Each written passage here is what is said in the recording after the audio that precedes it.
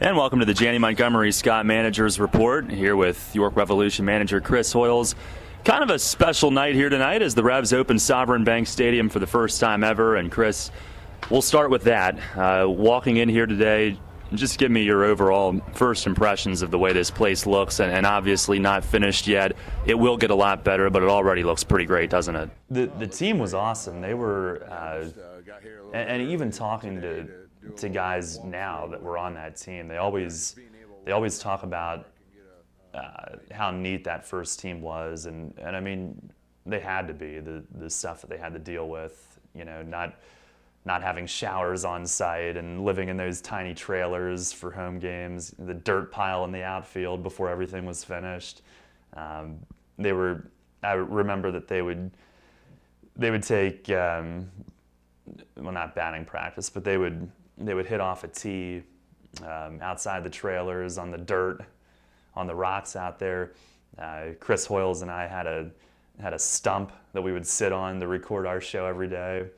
I don't know if it was, I think it was like a cinder block. I forget why it was even there, but we had our little spot that we would sit to record. So we roughed it, and as the Road Warriors will tell you, you know, there's something about that brings you together. So it was neat, and you know, the first 35 games were on the road, and 11 of those were treated as home games. So, you know, broadcasting in an empty stadium in Camden, you know, I remember the ambient sound was the leaf blowers or the power washers, because they were getting ready for their home game that night while we were playing. You know, and there were maybe 5 people in the stands that we let in for free, and it was bizarre, but I wouldn't change anything about it. For me personally, it was a very imperfect way to start the career, but a very memorable way. So yeah, that first team was neat, very neat. And in the second half, I mean, for being an expansion team, they made quite the run. We were right there in it until really the beginning of September, when they started to fade a little bit. But really good memories from that first year. And it was also a learning experience for me, because aside from being on the air, any minor league broadcaster will tell you that there's so many other responsibilities that you handle.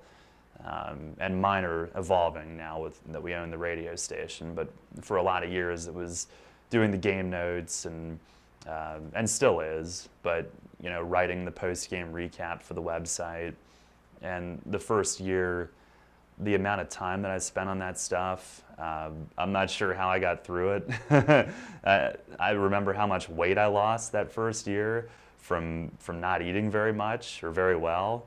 And with the hour pregame and everything, it was a scramble, because our offices were off-site. They were still at Roosevelt Avenue.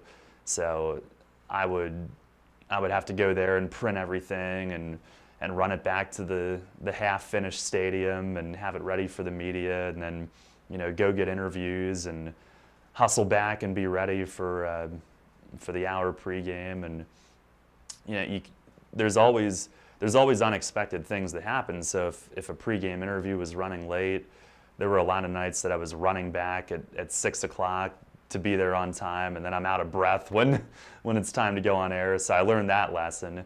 If you're late, don't run, just walk.